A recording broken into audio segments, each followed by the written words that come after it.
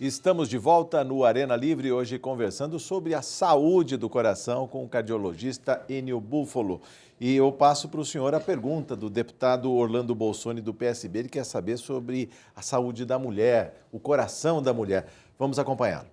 Prezado doutor Enio Buffolo, que é tão respeitado nos meios de saúde, na medicina, na pesquisa, em especial na cardiologia. A nossa querida São José do Rio Preto, que tem na Faculdade de Medicina, é um dos seus polos de estudo, lá nós estamos nos deparando com desafios com relação à saúde da mulher, em especial a saúde cardiológica, pelo fato do estresse que vive a mulher hoje ao assumir novas responsabilidades, ao ter jornada tripla. E o senhor, que é um estudioso, que é uma grande referência nacional para todos nós, e mesmo internacional, e em especial para nós, da nossa FAMERP de São José do Rio Preto, gostaria de ouvir a sua opinião. Como andam essas pesquisas a respeito da saúde da mulher, em especial do coração da mulher, que é tão importante na vida desse país? Pois não, deputado Bolsoni. É um prazer conversar com o senhor, especialmente aí de São José do Rio Preto, que é um dos polos de desenvolvimento da cardiologia e da cirurgia cardíaca nacional. São José do Rio Preto, eu só abro esse parênteses para dizer que tem um nível altíssimo de formação de recursos e ocupa um lugar de destaque, um cenário internacional. Conheço muitas pessoas que vieram do exterior visitar o que tem se feito em São José do Rio Preto. Então, doutor Bolsoni, parabéns ao senhor. A Braille Biomédica, que é um dos representantes desse alto nível da cardiologia aí em São José do Rio Preto. Quanto à pergunta da saúde da mulher, essa diferença está atenuando. O nível de competição que as mulheres se colocaram é muito exigente. É muito exigente. Para provar que elas são capazes de fazer tudo igual ou melhor que os homens, isso tem um custo. Isso tem um custo. Então, aparecem vários desgastes físicos, muitos desgastes, inclusive do ponto de vista de coração, que elas se impuseram com essa competição. Mas as mulheres não teriam protetores hormonais para o coração, doutor? Exatamente. A mulher, enquanto ela menstrua, ela tem uma fisiologia de estrógenos que tem uma certa proteção para o coração. Mas isso não é tudo. Isso faz parte de um contexto. O estrógeno é um dos protetores do desenvolvimento dessas doenças. Mas o estrógeno não protege, por exemplo, uma mulher de fumar, de ser hipertensa, de ser diabética, tá certo? O estrógeno é uma proteção. Quando a mulher entra na menopausa, com a queda da proteção de estrógeno, ela entra nos mesmos fatores de risco da população masculina. Então, o que é válido dizer é que a manifestação das doenças de aterosclerose das coronárias é um pouquinho retardada na mulher. Ela foi subestimada no passado. No passado, quando tinha uma mulher com dor no peito, a gente falava, isso não é nada, isso é nervosismo, tudo, e quantas vezes se errou achando dessa forma, né? E o cigarro e a pílula anticoncepcional? Está bem complicado. É uma combinação maligna, é um binômio maligno. Essa combinação de pílula anticoncepcional e cigarro é uma tremenda receita para encrenca. Não só de infarto, como de tromboses, de uma maneira geral. Tromboses pélvicas, embolias pulmonares, acidentes vasculares cerebrais. Essa é uma combinação maligna. Uma mulher que fuma, toma anticoncepcional, é hipertensa e diabética, ela está fazendo um curso para ter uma encrenca a curto prazo. Isso não tem dúvida. Então, a saúde, nas outras doenças cardíacas, não existe proteção da mulher. Doenças de válvulas cardíacas, doenças congênitas, isso é tudo igual. Isso não tem prevalência. O senhor falou em vida sedentária, mas é muito comum nas grandes cidades essas mesmas pessoas estressadas no trabalho também dedicarem um tempo da sua vida, por exemplo, para a corrida. Mesmo numa rua movimentada, cheia de carro, de fumaça, as pessoas estão ali correndo. E eu queria saber qual é a diferença e quem está mais sujeito a um problema cardíaco. Este corredor, que vai todo dia, faz 5, 10, 15, 20 quilômetros, ou aquele que faz uma caminhada moderada no seu bairro, que ainda anda com sacolas do supermercado para casa, costuma fazer trajetos pequenos a pé?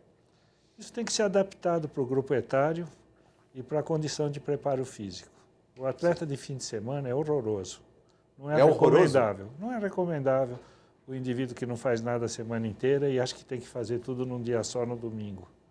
Não é uma boa prática isso. Para liberar o indivíduo para fazer um exercício físico, ele tem que passar por um cardiologista, fazer uma avaliação, tá certo? E ver qual é o exercício apropriado, porque não é só o aspecto do coração.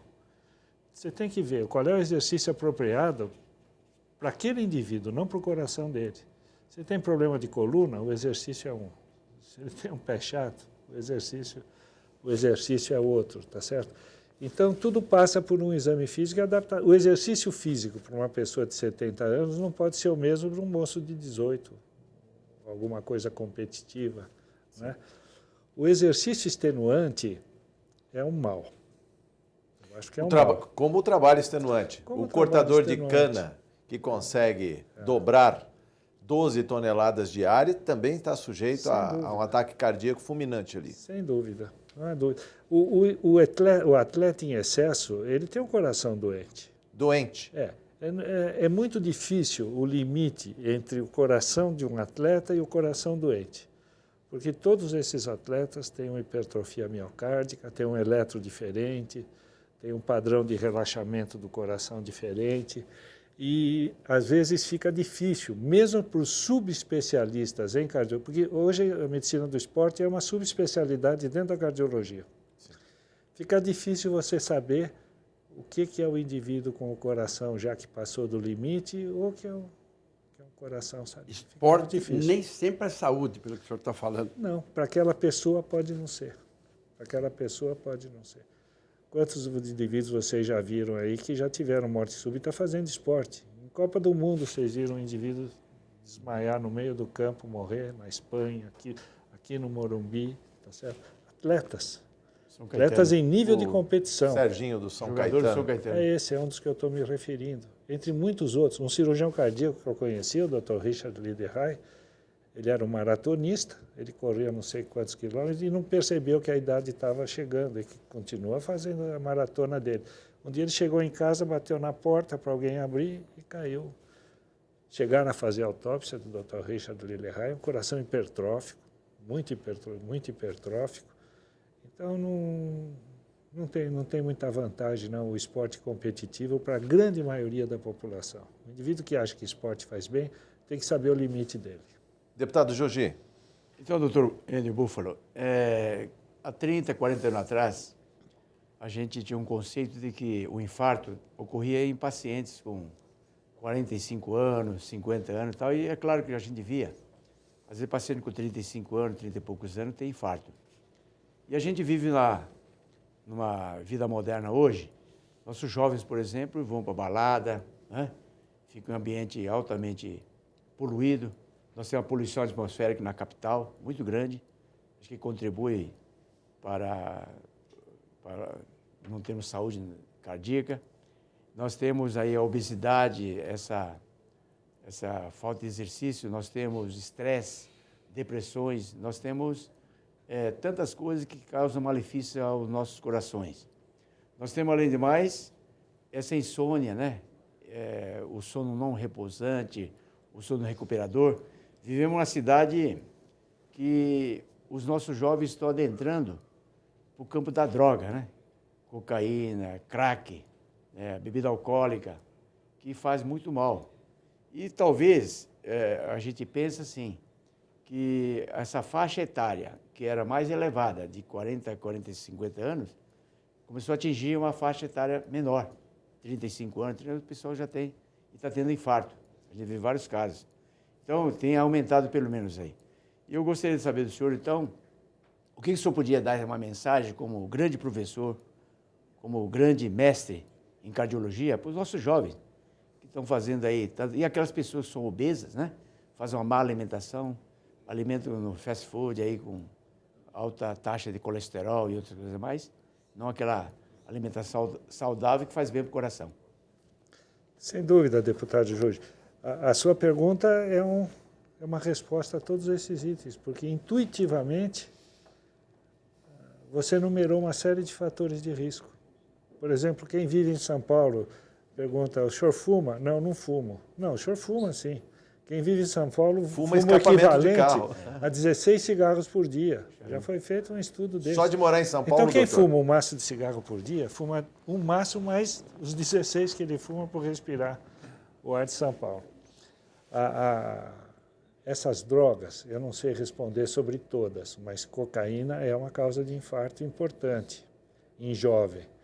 Tanto quando se vê um jovem com infarto entrar num pronto-socorro, uma das coisas que o médico faz com muito cuidado, com muito tato, para não agredir o paciente e a família, é procurar saber se ele é usuário de droga. Porque numa dessas sessões de cocaína, eu já vi casos de infarto, já vi casos de aneurisma dissecante, que é uma complicação grave, por uma crise hipertensiva violenta, né? E pela taquicardia também, não? Porque pela a cocaína taquicardia, eleva exatamente. muito o ritmo, a frequência cardíaca. E elevando muito a frequência cardíaca, eleva muito o trabalho do coração, né? A frequência cardíaca eleva um consumo de oxigênio muito grande. Então, quem tem um problema que nunca foi manifesto, na vigência de uma taquicardia, pode desencadear um infarto. Então, você mesmo enumerou uma série de coisas, alimentações inadequadas, né? Hoje o povo americano está muito atento a isso, com essa obesidade infantil, né? Hoje está na ordem de política de saúde esclarecer sobre a obesidade infantil, porque a hora de corrigir os problemas é nessa idade de adolescência, né? Cada vez mais cedo, procurar incutir hábitos alimentares. Isso tem sido feito exaustivamente pelas sociedades de cardiologia, especialmente aqui entre nós.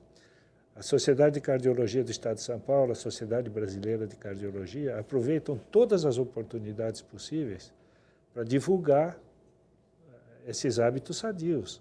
O hábito de uma boa alimentação, o hábito de um exercício físico, o hábito de vez em quando, quebrar o estresse através de alguma atividade. Isso tem sido feito exaustivamente. Nas redes sociais falou-se da questão do cuidado com a hipertensão. A hipertensão é fruto de um coração doente ou é a própria hipertensão que vai levar à doença coronária, doutor? Não, é a hipertensão que vai levar não somente à doença coronária, a uma coisa que chama miocardiopatia hipertensiva. Sim. Essa pressão alta constantemente leva a uma musculação exagerada do coração. Sim. E lá na frente pode gerar uma insuficiência cardíaca. O deputado Giorgiato perguntou sobre a questão do sono. O sono é importante para a saúde, é importante para o coração. Uma noite mal dormida pode levar a problemas do coração. E por que, mesmo que a pessoa durma à noite, 5, 6 horas da manhã, vem um infarto, doutor? Licença, Jorge. Por favor. Doutor, eu falei do sono exatamente porque uma noite mal dormida é muito ruim para o coração e fisiologicamente falando, né? E é por isso que eu fiz aquela lei do fechamento dos bares de madrugada, que virou uma lei nacional. Os nossos jovens vão pela madrugada, troca a noite, que é mais repousante, que é melhor, pelo dia. Eles vão dormir de dia, dormem mal, e fica de madrugada nas baladas, nesses botecos da vida, aí se arrebentando. Por isso que E por que tantos infartos de manhã? Isso. 5 da manhã, 6 da manhã? Eu vou responder em duas. Por favor. Primeiro, o porquê que não dormir faz mal. É fundamental o indivíduo repousar uma quantidade de horas por noite. É fundamental. E isso é proporcional à idade. Quanto mais jovem, mais horas de sono precisa. O exemplo máximo do malefício de não dormir à noite é uma entidade que chama apneia do sono. A apneia do sono, o indivíduo aparentemente ele dorme à noite, mas ele não dorme. Ele respira muito mal. Existe uma coisa que chama polissonografia, que você detecta isso. Você monitoriza o indivíduo durante o sono e verifica que sobe a pressão, quanto tempo ele fica sem oxigenação, etc. E a apneia do sono traz indiscutivelmente problemas para o indivíduo. É aquele indivíduo que no dia seguinte acorda já de mau humor, ele dorme na direção do carro, porque ele dormiu mal à noite, senta numa cadeira, cochila, não é capaz de prestar atenção em nada. Hoje a apneia do sono é uma área de grande interesse, porque nesses períodos noturnos em que o indivíduo oxigena mal, eles chegam a parar 30 segundos de respirar, certo? E nesse período a saturação de oxigênio cai demais. O indivíduo que está em risco de ter um infarto, nessa apneia do sono, ele pode ter infartar. Nessa apneia do sono, nessas fases que ele interrompe a respiração, a pressão sobe muito. Então ele é hipertenso durante o sono, quando durante o sono a pressão deve cair. Sim. Certo? Então, não há dúvida que hoje a apneia do sono se conserta isso. Hoje existem aparelhos de chamam CPAPs. Consertando a apneia, está consertando também o coração, evitando que ele sofra. Eu fiz esse exame, Você esse fez? exame do sono, e foi muito bom. E depois esse BPAP, não sei como esse aparelho que a gente põe no rosto para dormir à noite. Durante algum tempo eu usei e depois aquilo me resolveu e eu acabei, as coisas acabaram bem. Mas, de repente, eu via que eu acordava cansado porque eu não conseguia dormir bem. Isso. E o melhor remédio para o sono é dormir, não tem outro. Exatamente. Mas o senhor está, na sua pergunta ao deputado Zodiato, quando o senhor estava falando do jovem, eu lido muito com esse problema das drogas, com as pessoas, e é incrível a irresponsabilidade do jovem. Nós, graças a Deus, que você ser jovem é ser atuante, mas não é se ferrar. Então, eu vejo exatamente isso, me contam as pessoas com as quais eu cuido, eu trato, e diz assim, eu fumo, eu cheiro a cocaína porque é o meu... Mas antes da cocaína eu tenho que beber um pouco. Então, a cerveja atrai a cocaína para ele.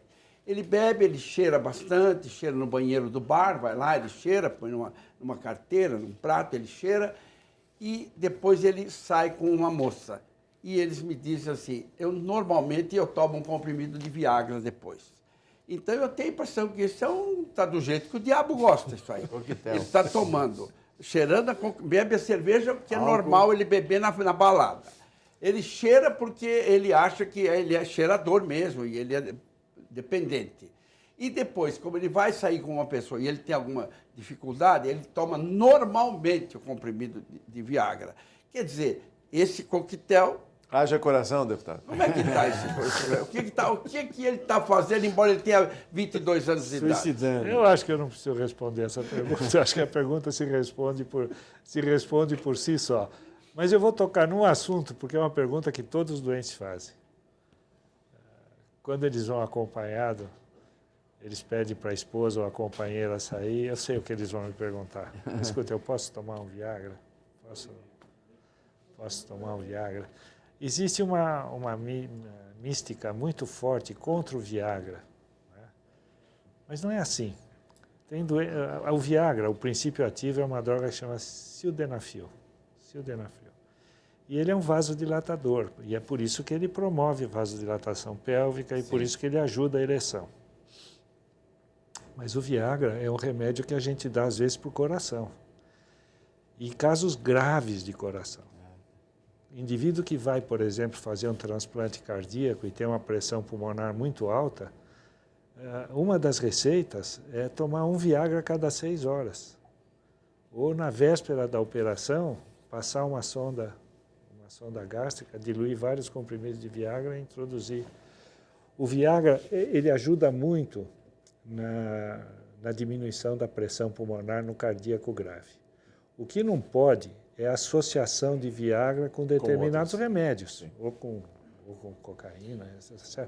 Isso não pode, porque tem um efeito potencial de cair pressão. Sim.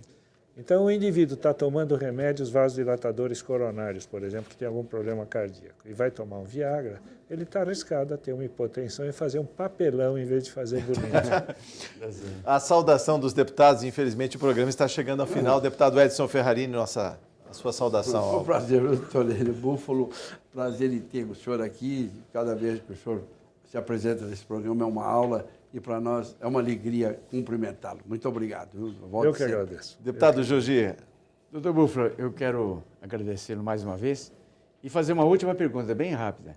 A sonorização. Nossos jovens hoje estão nas baladas, estão nas ruas com aqueles carros que parecem um trio elétrico, música pornográfica, música com apologia ao crime, rebentando com o tímpano, ou também ajuda a agredir o coração? Não, eu não agride o tímpano, seguramente. Agride o bom gosto, seguramente. Mas se agride o coração, eu não sei. Doutora, nas suas considerações finais, ainda temos 2 minutos, eu queria que o senhor falasse um pouco sobre a questão dos limites. A propaganda hoje, de material esportivo principalmente, fala que você precisa encontrar o seu limite. É aquela caminhada que começa no bairro, mas daqui a pouco é metade da cidade, várias ruas, avenidas. Ou seja, necessariamente o limite é o limite do coração. Ou seja, mais do que aquilo pode prejudicá-lo, pode trazer problemas. Eu queria que o senhor falasse um pouco sobre isso. Questão dos limites hoje em dia e quem hoje em dia também é o maior amigo do coração. Não vamos falar de doenças, mas vamos falar de coisas que protegem o coração. Olha, você tem maneiras de graduar o exercício que a pessoa pode fazer. Um teste ergométrico, por exemplo, um teste da esteira. Você não faz esse teste só para saber se o indivíduo tem doença de coração ou não. Você faz uma ideia, faz esse teste para saber o limite dele. Sim. Porque pode ser que com uma pequena carga de exercício suba muito a pressão, suba muito a frequência cardíaca, então aquilo não é aconselhável. Sim. Então, um teste de esteira, esse exercício, identifica problemas cardíacos, mas também identifica o limite para cada um.